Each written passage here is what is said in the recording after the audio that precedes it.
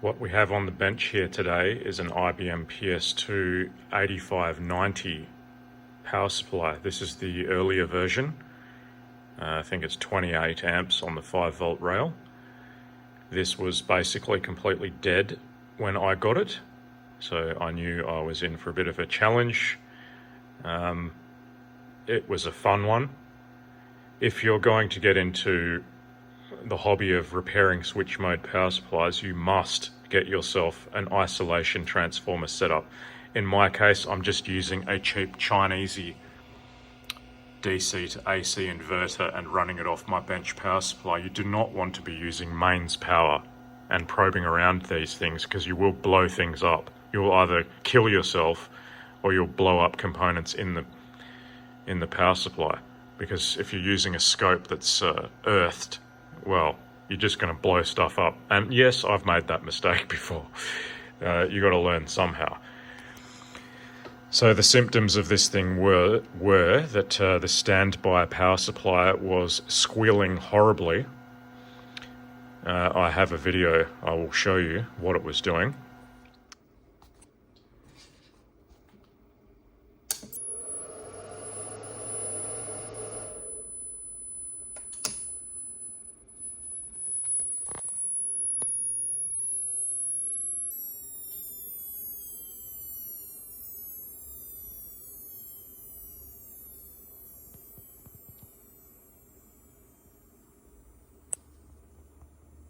It wasn't just a case of a recap. Yes, the small low-value caps throughout the thing were all stuffed. They failed on my cap tester, basically. One of the large capacitors was leaking as well, but anyway, I have replaced all of the capacitors, and except these filter ones, because they're generally okay. And that didn't fix the problem. As it turns out, the standby power supply creates two 25-volt rails. One is used simply as a reference, and the other is actually used. And you've got a 16-channel comparator board here, which is basically a supervisor board. If any of the conditions are not met for this thing to run, it will assert the shutdown signal to the main PWM controller. So if you see the shutdown signal being asserted to the controller, this is what has decided that it is unsafe for it to run. Don't just assume that the supervisor is the fault, because it doesn't really have anything on there that's going to cause too many dramas other than the capacitors, which I have replaced all of them. So in this case, it was telling the truth. It was unhappy. It was unhappy enough to stop the PWM controller from starting. And the reason it was unhappy is because one of the two standby rails was being pulled down to 12 volts instead of 25. And it detected that low voltage condition and authoritatively declared that the PWM controller is forbidden from starting. And the squealing standby power supply should have been a dead giveaway that it's being pulled down, but unfortunately I did not find it for a few hours, and pulling my hair out in the process, because everything was looking fine. I couldn't work out what the hell was going on. In the end, I actually ran the standby power from a bench power supply and noted that it was consuming over 250 milliamps in standby, which is utterly absurd. And that immediately told me there was an issue. Something was pulling down the standby power. And then because I wasn't under threat of being electrocuted in the process, I then touched around the base board, not the supervisor board, and immediately noticed that one transistor was basically going thermonuclear. Now, I did test in circuit every transistor on this thing for shorts, and what looked to be working on my digital multimeter, and they all looked fine in circuit. But these two 2222 transistors down here next to that transformer I assume they get slow cooked because of the heatsink for the rectifier diodes on the main transformer there. That one next to the upper one next to the transformer was partially conducting at all times, not a fault that I've seen before, and that's why it was getting ridiculously hot. The one below it is dead in all directions, and these faults only became apparent once I removed them from the board and tested them on the bench, and I was like, aha, this is not right. As soon as I put new transistors in there, the standby current dropped from 250 milliamps to 30 milliamps, and the power supply started. I have, of course, tested all diodes, and on every board I've checked all of the capacitors, remaining capacitors, resistors, everything tests good. That's why it took me a while to figure this out, but anyway, it's working now. And if you're going to do this yourself, you make sure you've got a isolation transformer so you don't get injured in the process. But yes, they are definitely repairable. Everything on here, other than the transformers obviously, are off-the-shelf parts. There's nothing in here that's overly difficult to obtain. So now I'm going to put it back together and test it out on a real machine. I've just got it running a hard drive at the moment. That's not really much of a load. And I have tested all of the voltages. They're all correct and perfectly smooth. So yeah, next thing, we'll try it in an actual computer. So this is my latest middle of the night purchase on eBay. It was a reasonably mint 8590 with a dead power supply. Now, it was parted out. I didn't manage to get the CPU card or the memory board or the floppy drive or the hard drive, but I have those items anyway. And the power supply is now fitted to this base planar, and I'll give it a test with a 486DX CPU card that I've got, which draws about 10 amps by itself, so that should be a good test for it. But damn, this thing's nice. I do have the floppy drive and hard drive coming, so this will be a complete system at some stage. It's just not yet, so I can't fully test it yet.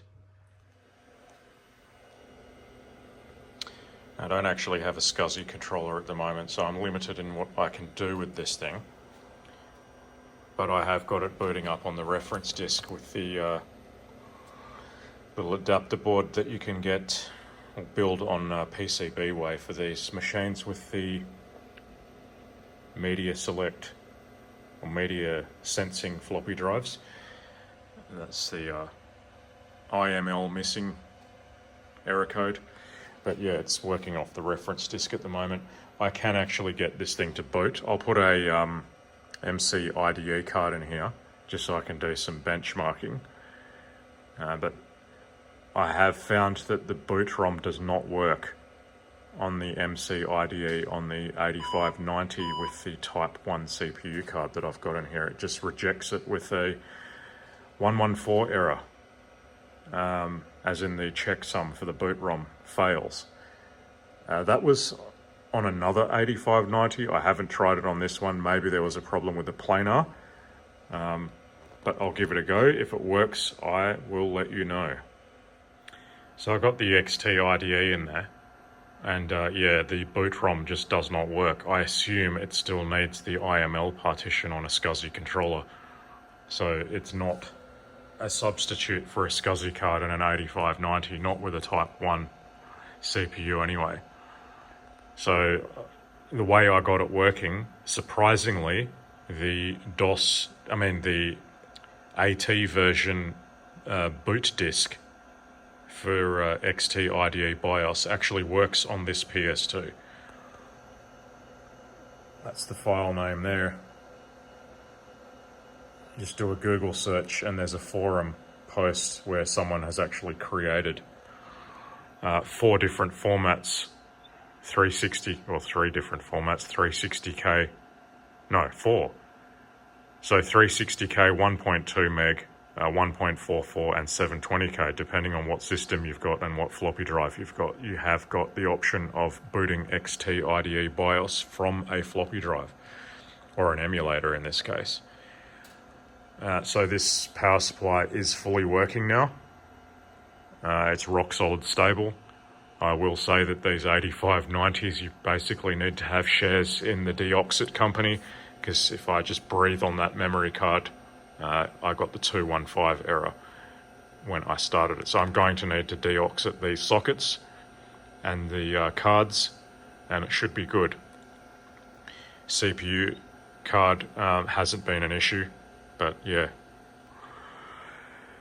it's all working. Now I just got to wait for my SCSI card to arrive. My floppy drive, no doubt that needs recapping, because it probably won't work as per usual. As per all PS2 drives, it'll have leaking capacitors. This will be a good system once I'm done. Ultimately, I want to get myself a Pentium card. That was the whole reason I wanted this system. And I know it's not really advisable, because these power supplies are allegedly weak, but I'm not buying that. 28 amps at 5 volts should be more than enough. If it's not, well, I can modify it, but I doubt it's going to be needed. And if you're curious, the onboard XGA1 video is not a high performance video card for gaming. It's kind of hopeless. There are some projects currently underway. A Visa compatible MCA card is currently getting trialed. I will probably buy one of those for these machines, even though it's only 16-bit. It's still going to work better than the XGA1. I have got an XGA2 card I can put in here, but I'll probably use that for the meantime. But I think I will buy that project when it comes out. In any case, I think that's the end of this video, unless I think of anything urgent I need to add. What the hell? So this CPU card is actually originally a DX25 card, and I can confirm that the CPU oscillator can be upgraded for a 33 megahertz one, and it doesn't affect the card whatsoever, as in it still works perfectly. And I currently have a DX266 ODPR in there in place of the DX25, and I have confirmed that it is running at 66 megahertz in DOS bench.